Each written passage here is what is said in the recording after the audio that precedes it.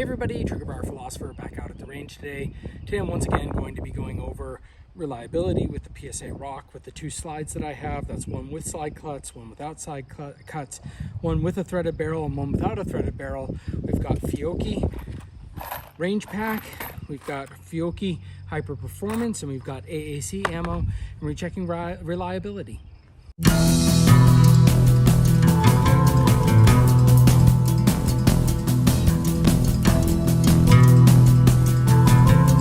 Welcome back out to the range.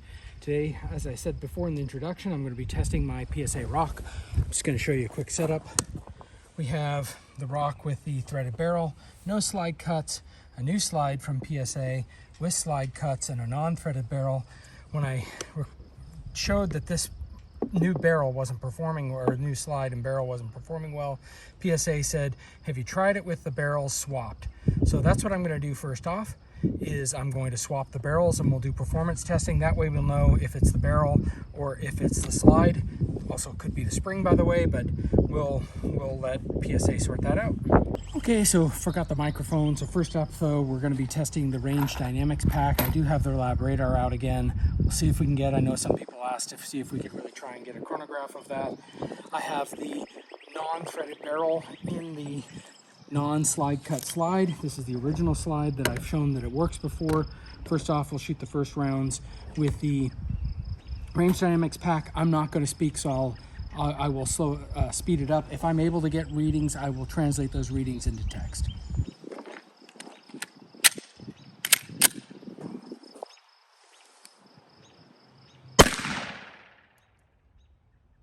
Okay, 1595. I did get a reading. 1588, 1587, 1582, 1594, 1586, 1578. I will leave it at that. Let's just take a quick look and see what the averages are on that. Know that some people were asking. Again, this is a 40 grain FMJ and the average is 1587, and that was a 7-shot group. That's about all I'm going to do. I'm a little bit of a rush today to try and get some of this testing done, so now I'm just going to be speeding through the rest of it and see if we have any malfunctions.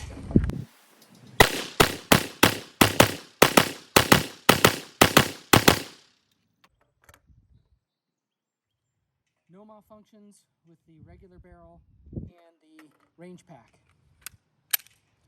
Next up, I've got the Hyperperformance. 1753, 1755, 1724, 1729. Again, this is with a 40 grain bullet. Now I'm just going to blow through the rest of this.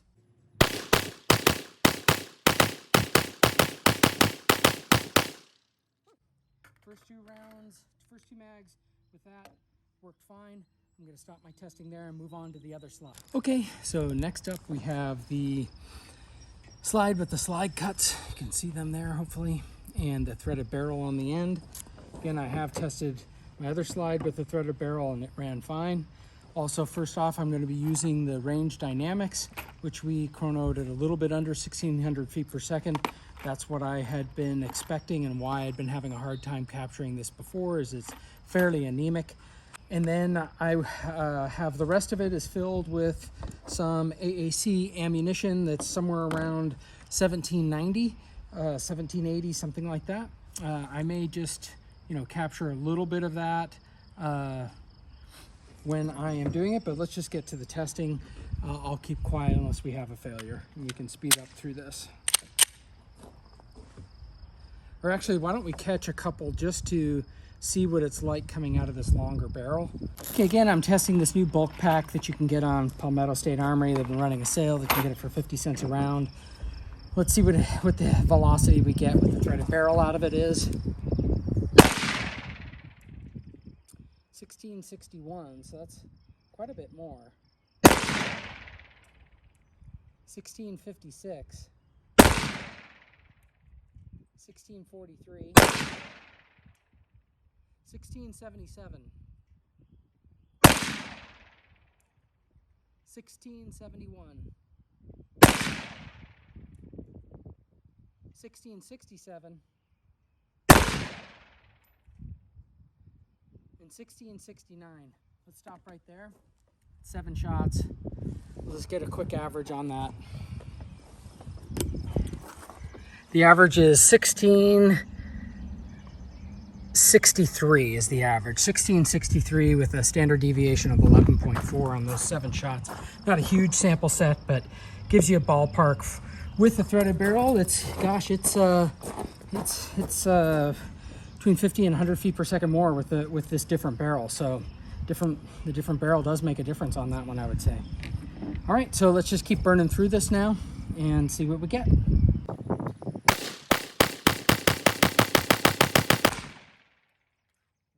all runs fine. I did have a error with that earlier the other day, but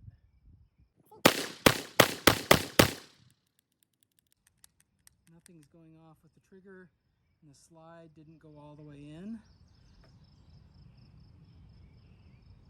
I'm just giving it a second. Let's drop the mag. Looks like it is an issue with the extractor. Had this issue before too, with different ammunition in this slide. So kind of wondering if it is the extractor that's bad on this.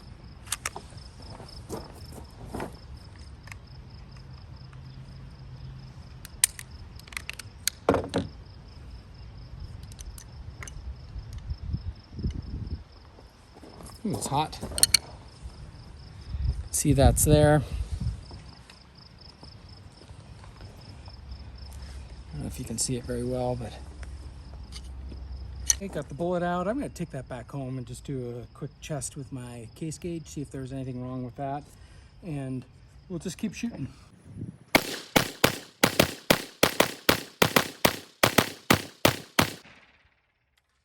Okay, no other issues there. I'm going to load up some more of the range dynamic, or some of this Fiocchi and test that in it too. Have some more of this Hyperperformance. See what we get for the lab radar. 1777,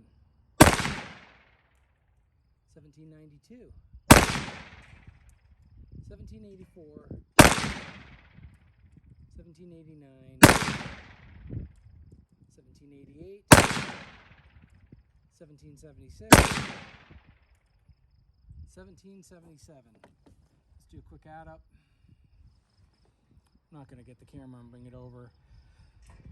I'll just shout, hopefully you can read it.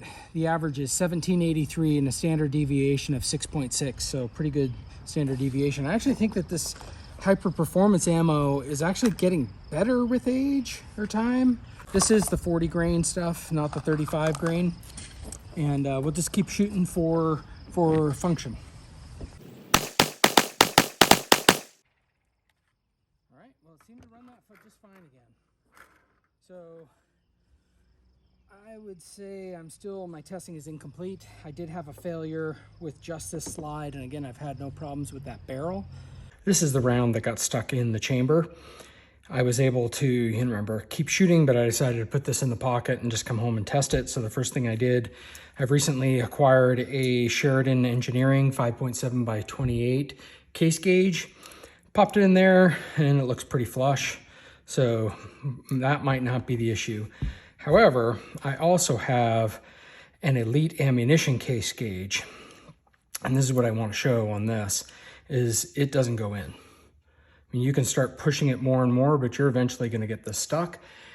And honestly, remember, this is about how it was in the chamber. So when this thing failed to go into the round and it got stuck in the barrel, as I showed just a second ago, was it because it jammed and now the case is damaged? I can't see any damage on the case. Not sure if you can see that, but it looks fine to me. It just looks like it's out of spec.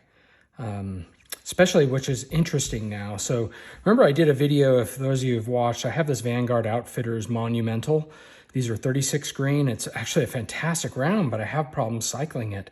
And so I did the same thing here. When I put it into the Elite ammunition, or I put it into the Elite ammunition case gauge, As you can see here, hopefully, I don't know if that's, it sticks out a little bit. It won't go all the way in. And I do have problems in the PSA Rock cycling that ammunition. And again, you put it in the Sheridan gauge and it's flush, totally flush. So I think there are definitely two specs that these two case gauge manufacturers are working to, Elite Ammunition and Sheridan Engineering.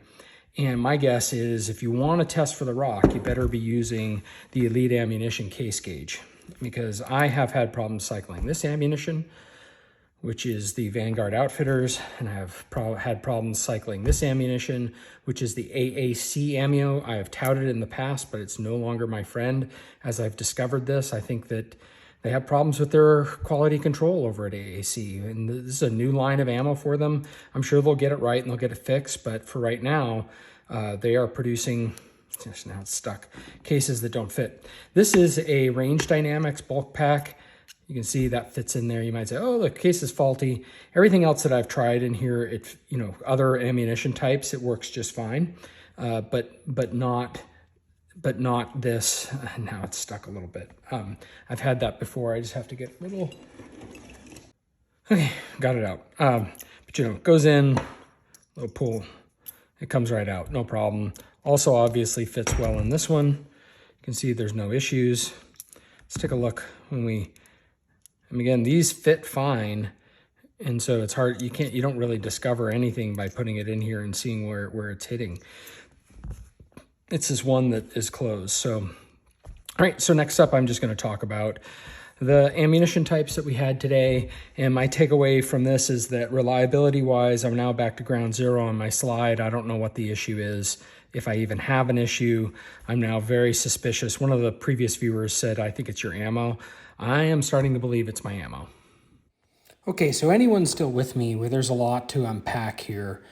We, again, just start back at the top. We're doing this to test reliability in the PSA Rock with the two different slides. And what I'm really now doing is just sort of testing. I feel like I'm testing ammunition, one thing after another. Diagnose, is it a problem with the Rock? Is it a problem with the ammunition? I've now swung the pendulum back to thinking there are problems with the ammunition. So let's just take a quick look at what we got today. Got some interesting readings. We finally were able to get some Range Dynamics FMJ readings on this.